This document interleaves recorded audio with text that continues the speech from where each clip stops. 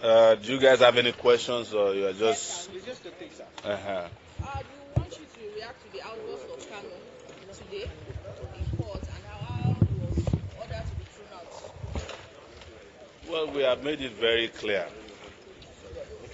that this trial in the first place was unnecessary. Nigeria is wasting its time on a trial that will take Nigeria nowhere, particularly at the time Nigeria is facing serious security challenges. That's what we should be focusing on, is how to retrieve the body of the Brigadier General that was killed, if they have not. It is how to save the 35 Muslim girls that were abducted from a high school, 25 of them. It has to save 35 Christians who were attacked and abducted live. And that's what Nigeria should concern itself with, not a flimsy, frivolous trial to jail somebody whose only crime is asking for justice, in my view. I was watching part of it because I was in court for a different matter. And when they were describing the evidence they have, I was expecting them to say that they found him with an RPG. No. The only evidence they found in his room was a microphone. And then the biggest weapon was a radio transmitter. I have never heard that before, that a country will waste 10 years to prosecute somebody whose only weapon is a radio transmitter and a microphone. They also found underwear. The rest is hearsay, including, they presented, by the way, an interview from Sowore reporters. Should anybody be jailed for being interviewed by Sowore reporters? They kept mentioning it. Interview Sowore reporters, interview Sowore reporters. So if someone did an interview with CNN now, does that mean the person should be jailed? And I'm aware that they are still reading the judgment. Laboriously, you could tell that the judge is struggling. Laboriously. I'm just hoping that between the time they present the case and the time the judgment will be delivered, that common sense will prevail. And Kanu will be allowed to rejoin his family. And Nigeria, hopefully, will start facing its real challenges, of which Nnandi Kanu is not one of them. Thank you very much. So, Kanu's brother have alleged that the Yorubas actually hate Igbos with what's happening in court. There's always excuse. And the Nigerian state manufactures hatred of ethnic groups against themselves. But ask yourself, was it a Yoruba man that, was it an Igbo man that jailed Awolowo? It was a Yoruba man. Abi? When I was arrested by DSS in 2019, all the guys who came to abduct me, one of them was Ijo, another one was speaking Yoruba. The fact that you speak Yoruba doesn't mean you are Yoruba. But all the guys that were in charge of my detention, they were Yoruba people.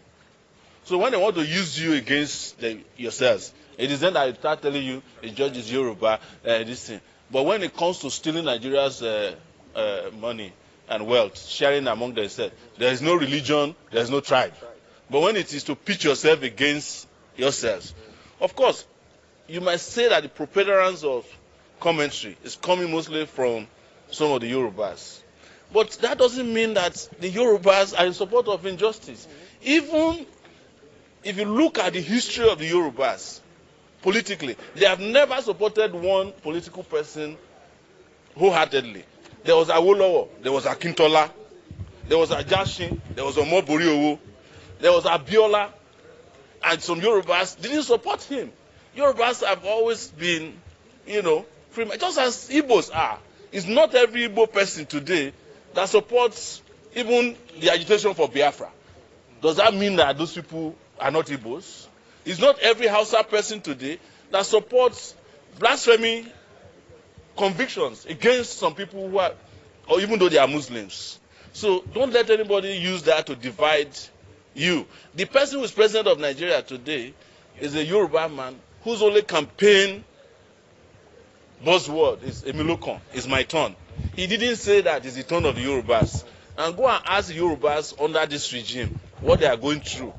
That is what the Yorubas call Enikon Loba. Now the person where he touch, now they feel him, is different from Emilokon. So you cannot be blaming, because before you know it now, Yorubas will start killing Igbos. Igbo will be killing Yorubas again, based on the misconception that the innocent, hungry Yoruba person is somehow or somewhat complicit in the nonsense that is happening against an Igbo man who is fighting for justice. Let's be careful about that, not to create that ethnic division any further. That's how they got us here. So how do you foresee a breakdown of law and order, especially in the southeast after this judgment? There's a breakdown of law and order in Nigeria already. Any country where a brigadier general can be abducted and killed, even when he fought himself, cannot be rescued, there's a breakdown of law and order.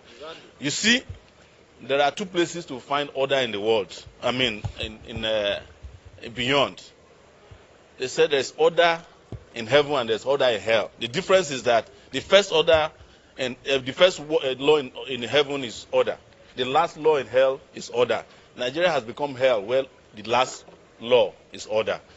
So there's no breakdown of law and order that can happen. But I know them. They can go and manufacture another breakdown of law and order. Even those of us who were peacefully protesting in this Abuja for Nnandi Kanu, they claimed that we wanted to burn down the country. I spent 4 days in Kuje prison just because I said free Nnandi Kanu. When I went to Lagos after that, they declared me wanted for fighting for Yoruba people whose houses they are demolishing. So when they create a narrative for you to fall for, be careful, so that you won't start killing and fighting the same poor people.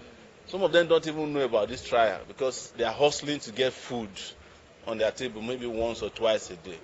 So that is why I keep saying that the country needs a revolution.